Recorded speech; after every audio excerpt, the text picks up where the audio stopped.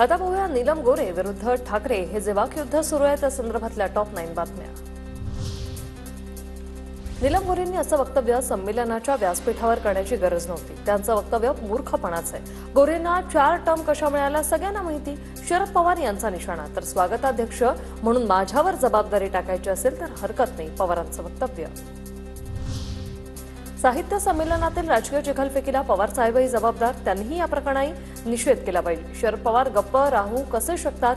संजय राऊत यांचा पुन्हा एकदा शरद पवारांवर थेट आरोप। माझा आवाज आज त्यांच्यापर्यंत जाईल त्यानंतर ते बोलतील, असंही केलं होतं वक्तव्य। मी कुणाचा सत्कार करावा आणि कुणाचा नाही यासाठी परवानगी घ्यावी लागत असेल तर यापुढे लक्षात ठेवेन, शरद पवारांचा संजय राऊतांना टोला। साहित्य संमेलनात बोलताना मर्यादा पाळायलाच हव्यात। साहित्यिकांनीही पार्टी लाईनवर बोलताना मर्यादा पाळणं गरजेचं आहे। नीलम गोरेंच्या वक्तव्याबाबत विचारलेल्या प्रश्नाला फडणवीसांचं उत्तर। नीलम गोरे विश्वासघातकी निर्लज्जबाई, लायकी नसताना 4 वेळा आमदार केला आणि ताटात घाण करून गेली। आरोपांवर उत्तर देताना संजय राऊतांचा संताप। एखाद्या महिलेला निर्लज्ज म्हणताना लाज वाटत नाही का? महिलांचा अपमान करण्याचा अधिकार तुम्हाला नाही। नीलम गोरेंवरील राऊतांच्या टीकेनंतर शिरसाटांचं प्रत्युत्तर।